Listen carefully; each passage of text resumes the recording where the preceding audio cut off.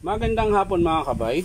So ito po yung pang 11 na repair ko mga kabay. Ayan, DW810 pa rin mga kabay. Bali wala po siyang carbon, bali kinabitan ko lang. Ayan, kaya hindi ko kinabit yung terminal. Ayan, ganyan lang po. Bali testing ko lang naman siya mga kabay. Ayan, nakasaksak po yun mga kabay. So i-on natin mga kabay.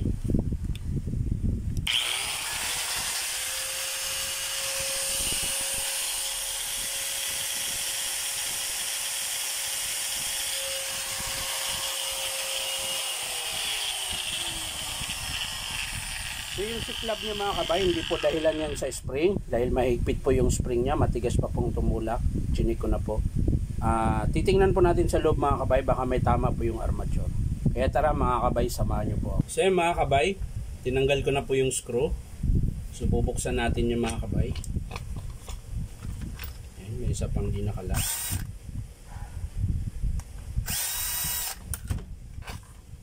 Ayan.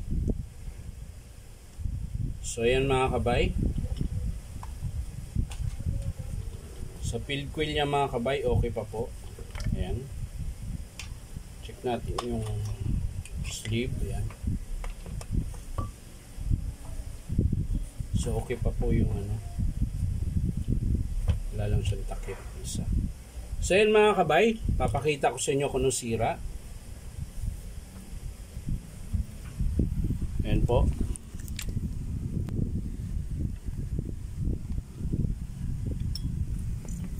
Ayan po mga kabay, oh. Nalaglag ko yung screw. Ayan po yung armature mga kabay.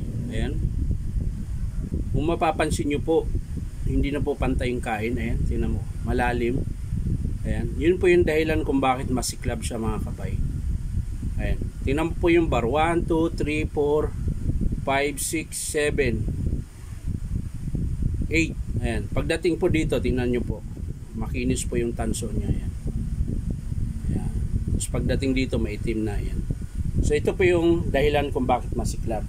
So ang sira nito mga kabay, armature, carbon brass, sleeve. Tingnan nyo po yung sleeve niya, napitpit na po.